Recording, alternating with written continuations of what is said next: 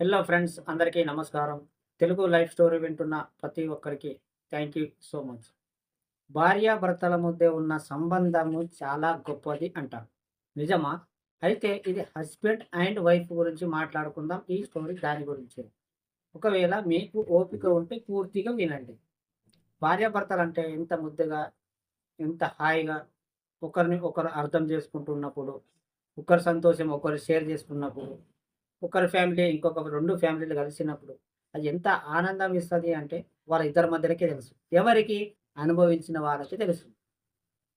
So, ఒక relations భార్యాభర్తల మధ్య ఉండే అనుబంధం చాలా గొప్పది అంటారు. అది పెట్టుకుంటే మాత్రం గొప్పది. ఇది చెడగొట్టుకుంటే మాత్రం అది ఎప్పటికీ గొప్పది కాదు. సో, ఇలా పెట్టుకోవాలి అంటే భార్యాభర్తలు ఇద్దరి మనసు ఒకటి ఉండాలా? అంటే ఖచ్చితంగా ఇద్దరి దాంట్లో ఒక్కరైనా సరే అర్థం చేసుకున్నట్టు ఉండాలి. ఒక్కరు మాట తీసేసినా సరే, ఇంకొకరు తీసేసిన మాటని అర్థం చేసుకున్నట్టు ఉండాలి. ఒకరు నీ మాట భార్యాభర్తలన్నాక భార్య భర్త మాట వినకపోతే, భార్య వినని మాట అర్థం చేసుకున్నట్టు భర్త ఉంటేనే ఆ సంబంధం బాగుంటుంది.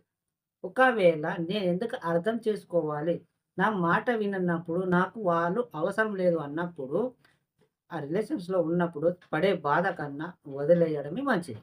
అది నా ఆప్షన్స్. ఎందుకంటే, ఆ తట్టుకునే శక్తి నీలో ఉండాలి. నీ మాట వాళ్ళు తీసేసినా సరే, యాక్సెప్ట్ చేసే మనస్సు, లక్షణాలు నీ దగ్గర ఉండాలి. ఎప్పుడైతే ఇవన్నీ క్వాలిటీస్ ఉంటాయో, ఎంత పెద్ద తప్పు చేసినా సరే, దాన్ని క్షమించే గుణం నీలో ఉంటేనే ఆ సంబంధం ఎప్పటికీ ఎక్కడికి పోదు. నీ దగ్గరే ఉంటుంది. ఎందుకంటే, నీకు నచ్చిన వ్యక్తి కొంచెం రూట్ తప్పినా సరే నువ్వు భరించలేకపోతావు. ఆ భరించలేనప్పుడే నీ వాళ్ళని హింసించడం మొదలు పెడతావు. బాధ పెట్టడం మొదలు పెడతావు.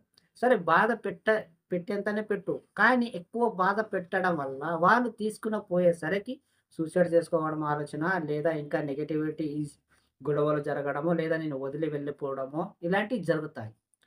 బాధ పెట్టాలి. ఎంతవరకు పెట్టాలి అంటే ఎక్కువ గాకుండా మరీ అంతే అర్థం చేసుకున్నట్టు. కొందరు చాలా మంచోళ్ళుంటారు తెలుసా? వాళ్ళైతే కోపం వస్తది గానీ, కొట్టడానికి ట్రై చేస్తారు. చేతులు లేపుతాయి. కానీ వాళ్ళు కొట్టరు. ఎందుకంటే వాళ్ళు అర్థం చేసుకొని, కొట్టినట్టు వాళ్ళు యాక్ట్ చేస్తారే గానీ వాళ్ళు కొట్టరు. సో, వాళ్ళే అంటారు అర్థం చేసుకున్నట్టు. కొందరు ఏమీ ఆలోచించకుండా ఎలా పడితే అలా కొట్టేస్తారు. ఎవరు? ఈ భార్య కావచ్చు, భర్త కావచ్చు, ఇద్దరి మధ్యలో ఉండే ఆ సంబంధం గొడవలనుకుందాం. సో, వాళ్ళిద్దరి మధ్యలో ఎవరైనా సరే ఒకరు నెగటివిటీగా ప్రవర్తిస్తారు కాబట్టి, వాళ్ళ గురించి మాట్లాడుకుంటే, ఎవరో ఒకరు కొట్టడానికి ప్రయత్నించినప్పుడు జస్ట్ కొట్టినట్టు పైకి వెళ్తారే గానీ వాళ్ళు కొట్టరు. సో, వాళ్ళే మంచివాళ్ళు అనుకుందాం. ఎందుకంటే వాళ్ళు కొట్టేంత మనసు వాళ్ళ దగ్గర లేదు. అంత కోపం ఉన్నా సరే వాళ్ళు అర్థం చేసుకుంటున్నారు. సో, వాళ్ళెంత గొప్పవాళ్ళు అంటే జస్ట్ వాళ్ళు నిన్ను బెదిరిస్తున్నారు. ఆ బెదిరిలకి వాళ్ళని చూసి నీకు భయపడాల్సిన అవసరం లేదు. నటిస్తూ. సో, వాళ్ళు నీకు చేతి చెప్తున్నారంటే భయపడుతున్నట్టు నటించు. అప్పుడే బాగుంటది. వాళ్ళు ఎంత భయపెట్టినా సరే, వాళ్ళు కొట్టడానికి ప్రయత్నించినా సరే, నువ్వు మళ్ళీ వాళ్ళకే రిటర్న్ తిరుగుతానంటే, వాళ్ళకే రిటర్న్ మాట్లాడతానంటే ఒప్పుకోరు. వాళ్ళకి ఇంకా కోపమొస్తది. నువ్వు ఎంత పెద్ద తప్పు చేసినా సరే, ఒక వ్యక్తి భయపడుతున్నప్పుడు భార్య గావచ్చు, భర్త గావచ్చు, ఇద్దరి మధ్యలో ఒకరు భయపడుతున్నప్పుడు భయపడు. తప్పు లేదు. ఎందుకంటే వాళ్ళని రెస్పెక్ట్ ఇవ్వు. భయపడుతున్నప్పుడు వాళ్ళు గూడంగా ఒక మాట వెనక్కి తీసుకుంటారు. భయపడుతుంది గదా! అని అనడం ఆపేస్తారు. నీకు కొట్టడానికి వస్తారు చూడు, అప్పుడు నువ్వు భయపడుతున్నప్పుడు నటిస్తూనే వాళ్ళు ఆగేస్తారు. ఆపేస్తారు. ఇంకా కొందరు ఎలా ఉంటారంటే ఫస్ట్ ఏది ఆలోచించకుండా ఫస్ట్ కొడతారు. తర్వాత హాస్పిటల్‌కి చూపిస్తారు. మళ్ళా వాళ్ళ ఖర్చులన్నీ వీళ్ళే భరిస్తారు. సో, ఎందుకంటే వాళ్ళ కోపాన్ని కంట్రోల్ చేసుకోలేకపోతున్నారన్నమాట. ఈ భార్యాభర్తల మధ్య ఉండే అనుబంధం చాలా గొప్పది. సో, అర్థం చేసుకుంటే. సో, వీళ్ళేం చేస్తారు అంటే కొన్ని రోజులే మెయింటైన్ చేస్తారు. ఒక కొత్తగా రిలేషన్‌షిప్ మొదలైనప్పుడు, ఒక మ్యారేజ్ కొత్తగా అయినప్పుడు ఆ సంబంధం ఖచ్చితంగా బాగానే ఉంటది. 6 నెలలు కావచ్చు, సంవత్సరం కావచ్చు. సో, లైఫ్ లాంగ్ బాగుండాలి అంటే ఏం చేయాలి అంటే, నీ మనసనేది నీ అదుపులో పెట్టుకోవాలి. అవతల వ్యక్తి దగ్గరికి వెళ్ళకూడదు. ఒకసారి వెళ్ళాలని ప్రయత్నించినా సరే, ఓహ్! నాకు కావాల్సిన వ్యక్తి ఉన్నారు కదా! అని ఆపుకోవాలి.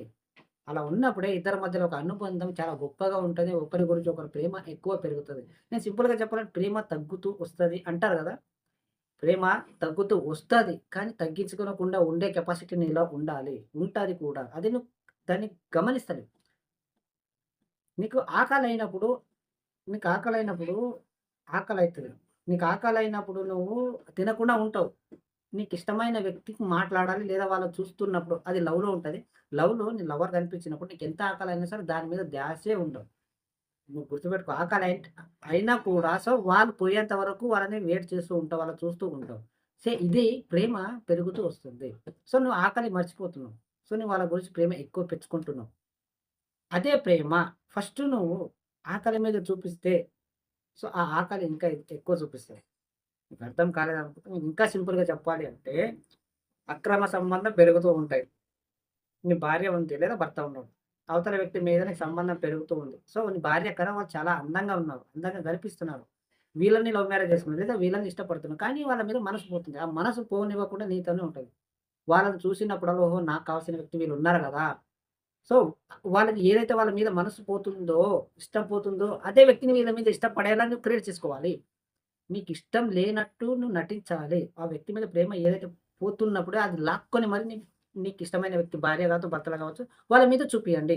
ఇప్పుడు ఏమంటారంటే నీ లవర్‌కి ఏదైతే ఫోన్‌లో గంటలు, గంటలు మాట్లాడతారు కదా! ప్రేమతో మాట్లాడతారు కదా! ఆ మాటలు నీ భార్యకి మాట్లాడండి. లేదా నీ భర్తకు మాట్లాడండి. ఆ ప్రేమ ఇంకా గొప్పగా నిలబడుతుంది. అలా చూపించినప్పుడు ఓహో! నాకింత ప్రేమిస్తున్నాడా అని కనికారంతో ఇంకా ఎక్కువ హై లెవెల్ పెరుగుతుంది. నువ్వు బాధ ఇస్తే బాధనే ఇస్తది. నువ్వు కోపం ఇస్తే కోపమే ఇస్తది. ద్వేషం ఇస్తే ద్వేషమే ఇస్తది. ఇది గుర్తుపెట్టుకో. నీవు భార్యకు ప్రేమతో మాట్లాడినప్పుడు వాళ్ళు నీకు ప్రేమతోనే మాట్లాడతారు. నీ ద్వేషంగా మాట్లాడినప్పుడు వాళ్ళు నీకు ద్వేషంగానే మాట్లాడతారు. నీ కోపంగా మాట్లాడినప్పుడు వాళ్ళు కూడా ఎదురు సమాధానాలే చెప్తూ ఉంటారు. సో, ఎప్పుడు ఎలా ఉండాలి? ఏ విధంగా చూసుకోవాలి? అనేది నీ దగ్గర ఉండాలి. కొన్ని కొన్ని సార్లు ప్రతి దానికి నువ్వు రియాక్ట్ అవ్వాల్సిన అవసరం లేదు. కానీ కొన్ని కొన్ని సార్లు నువ్వు అన్నీ సమర్థించుకొని సైలెంట్‌గా ఉంటేనే బాగుంటది. ప్రతి దానికి నన్ను చూసి భయపడాలి, నన్ను రెస్పెక్ట్ ఇవ్వాలి అనుకోవద్దు. కొన్ని కొన్ని సార్లు నీ వైఫ్ కూడా నీకు రెస్పెక్ట్ ఇవ్వదు. అలాంటప్పుడే నువ్వు కంట్రోల్ చేసుకోవాలి. ప్రతి ఒక్కరు ప్రతిసారి గెలవరు. ఎంత డబ్బున్నా సరే, ఎన్ని దేవుడైనా సరే కొన్ని కొన్ని సార్లు సోలిపోతాం. నీ భార్య నువ్వు ప్రేమిస్తే, నీ ప్రేమకు అక్కడే బానిసగా ఉండాలి. కానీ ఇంకొక వ్యక్తి దగ్గరకు నీ ఆ ప్రేమ వెళ్ళకూడదు. అంటే అది నువ్వు ప్రేమించాలి. అలాంటి ప్రేమ ప్రేమించాలి. అయినా సరే అంత ప్రేమించినా సరే వెళ్తున్నారు అంటే, సో, దానికి కూడా ఒక పరిష్కారం ఉంది. దాన్ని మార్చుకో కెపాసిటీ నీలో ఉండాలి. అది ఆలోచించు. నీ సబ్‌కాన్షియస్ మైండ్‌కి ఇస్తుంది. ఎప్పుడైతే నీ చేతిలోకించి వెళ్ళిపోతారో, సో, నీ సబ్‌కాన్షియస్ మైండ్‌కి అడిగి చూడు. బాగా ప్రశాంతంగా ఉండి ఆలోచించి చూడు. ఏది కరెక్టో, ఏది రైట్ అనేది చెప్తుంది. అర్థమైందా? సో, భార్యాభర్తల ఉన్న అనుబంధం చాలా గొప్పది. సో, ఒకసారి వీళ్ళు గెలుస్తారు, ఒకసారి వాళ్ళు గెలుస్తారు. ఎప్పుడు చూసినా భార్య భర్త మాట వినదు. కొన్ని కొన్ని సార్లు ఎదురుగా సమాధానం చెప్తది. అలా సమాధానం చెప్పినప్పుడు కూడా నువ్వు కంట్రోల్ చేసుకునే కెపాసిటీ నీలో ఉండాలి. నీ మాట విన్నప్పుడు కూడా అంత ప్రేమించే కెపాసిటీ నీలో ఉండాలి. కొన్ని కొన్ని సార్లు కొన్ని నెగటివిటీ తీసుకున్నప్పుడే నీ బాగుంటది.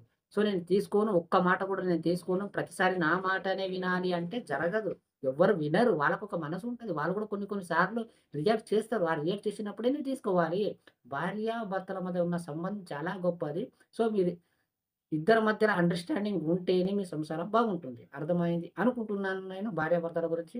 సో, ఈ స్టోరీ మీరు పూర్తిగా వింటే ప్రతి ఒక్కరికి మనస్పూర్వకంగా థాంక్ యూ సో మచ్.